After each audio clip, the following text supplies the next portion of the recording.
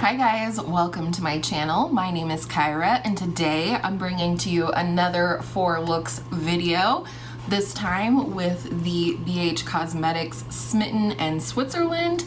And again, this is a collaboration with my beautiful friend, Beauty by Angela.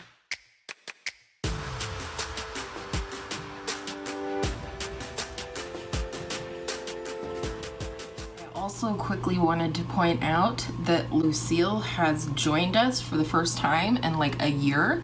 She used to always be in the background of my videos and she had quite the little YouTube following, but today she's just a snoozy girl, but I thought I'd make mention of it before she gets antsy and wants out. So if you're new to my channel, a very special welcome to you. This is my cat Lucille back here. In case you missed it, Angela and I also did a 4 looks 1 palette in collaboration with one another with the BH Cosmetics Summer in St Tropez palette, so I will have that linked up in the cards for you in case you missed it.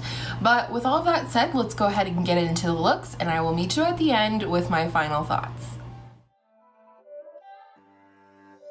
It's not a game, it's a rich thing.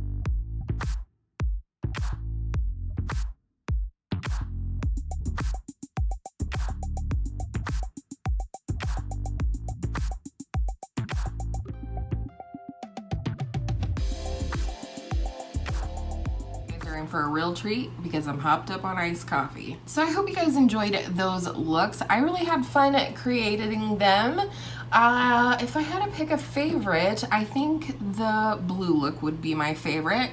I liked them all. I wasn't a huge fan of how the green look turned out just because I had a little trouble with the yellow shade.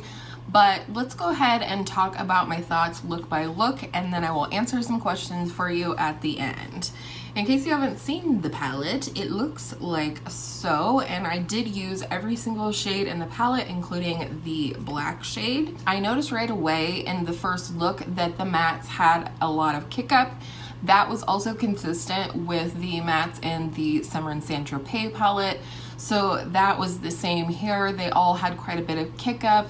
Nothing obnoxious in my opinion, but it needs to be said, especially if that bothers you. In the first look, I absolutely loved this shade Alps. It is like a beautiful, cool toned taupe color, and I love a taupe on the lid. It's just beautiful and brightening, and there's something kind of glamorous about it, but also everyday. So I love me a good taupe, and that is a good one. In the second look, I was a little surprised when I used this shade called Glacier Express, which, I don't know, you still may not be able to tell, but it looks very kind of like silver gunmetal gray in the palette. So I thought I would be able to use this shade as my highlight on my halo eye, or for the halo in my halo eye.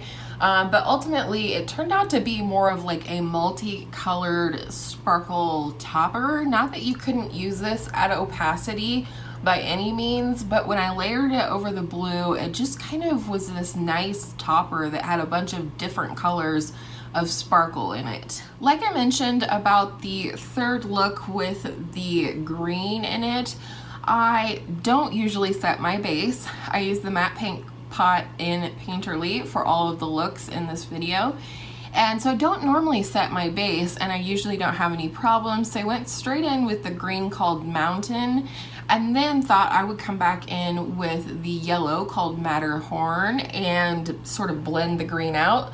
There was no blending that green. It was very, very hard to blend out. Not the shadow's fault, my fault, or not even my fault. It's just something that you learn through using a palette repeatedly, you know, what kind of works and what shades you should place first versus, you know, what shades you can use to blend it out, and so on and so forth, which shades are the most blendable. So I liked the look, but in retrospect, I don't know that I loved the yellow with the green. I would probably pair the yellow with this chocolate brown called Chocolate in the future maybe, but either way, it was a beautiful look. And then of course you're looking at the final look here, and I have to say that the thing that surprised me was this shade right here called Zurich. Almost has like a blue shift to it, like a blue aqua shift to it, which I found really fun and kind of unique to my collection. So let's go ahead and talk about the questions that I like to answer in any review that I give you guys. The first thing is, what, if anything, stood out to me about the palette? First of all, I think that this formula is very consistent with the Summer in St Tropez palette. So if this color story speaks more to you or the other one does, I think they're both comparable in quality, ease of use, you know, formula, and the whole thing. I especially really liked the shimmer shades in this palette. I know it's a big shock. I just really thought that this was a real straightforward palette. It performed just like the other palettes that I've tried, and I really liked it. What do I think you need to know about this palette? Number one, this is mostly cool tones. So if you don't like cool tones, you might not like this palette. I mean, it is essentially almost all cool tone except for this bright yellow that they threw in, which is really pretty. I like the yellow. That being said, this palette is predominantly mid to deep tone shades. So if that's something that's not going to work for you, that's something that you need to know. Also, if these two shades up here do not work for a traditional transition shade, you may have to reach into another palette, which is also something you need to know about this palette, because not everybody likes to have to dip into multiple palettes. I personally don't mind. The shade Fondue works for a transition for me, but it's very, very light. So if you're much darker than I am, and I mostly wear foundations in the light category, that's something else that you need to know. Knowing what I know now, if something happened to this palette tomorrow, would I repurchase it? Honestly, and I am always honest with you guys, I probably wouldn't. I am looking forward to continuing to use this palette, specifically more so in the fall and winter, which is when I tend to wear more colors like this. Right now I'm really into brights and neutral, bronzy, warm goodness for the summer, but I think this is a beautiful palette. That being said, I don't know that it's 100% unique to my collection. I think maybe a couple of the shimmers are a little bit unique to my collection, but I have no shortage of eyeshadows, so I'm just being honest with you. If something happened to it tomorrow, I probably would not go back out and repurchase it. And lastly, who would I recommend this palette for? Who would this palette be perfect for? And for me, I'm going to say that I think anybody who is looking for a cool tone fall and winter palette might really enjoy this one. I know there's a lot of warmth and a lot of more fall tone palettes. Not that you can't wear what you want when you want, that's not what I'm saying. But I think if you're looking for a more cool tone color story for fall, say you have cool undertones and you don't really love warm shadows on yourself, I think this would be a perfect option. These palettes are very inexpensive. They're of a fantastic quality and value in my opinion. And I do recommend this palette. If it strikes your fancy, if it's a color story that you're interested in, I absolutely 100% recommend it. I just personally, with my own collection of eyeshadows, it's just not overly unique to my collection. So that's the only reason I personally wouldn't go out and repurchase the palette. Hopefully I've made that clear, because I'm not saying it's not a good palette whatsoever. There's not a single thing wrong with it in my opinion. It's just not unique to my collection. So that's all I have for you today. Let me know down in the comments below which look or looks was your favorite. Please don't forget to go check out my girl Angela over at Beauti By Angela and check out the looks that she created. I think it's really fun to collaborate on 4 looks 1 palette videos with another person, because you guys end up getting 8 looks for the price of 1 if you think about it. So with all of that being said, I have a lot more look videos coming at you. If you want a little sneak peek, the next palette that I'm doing 4 looks with is this baby right here. It's the Elf Retro Paradise palette. That's very hard to open. Looks like this. I cannot wait to dive into this because it screams summer to me. So I hope you are staying safe and well and sensible, and I hope all of your makeup days are absolutely gorgeous eyeshadow makeup days, and I will see you in my next video real soon with more iced coffee.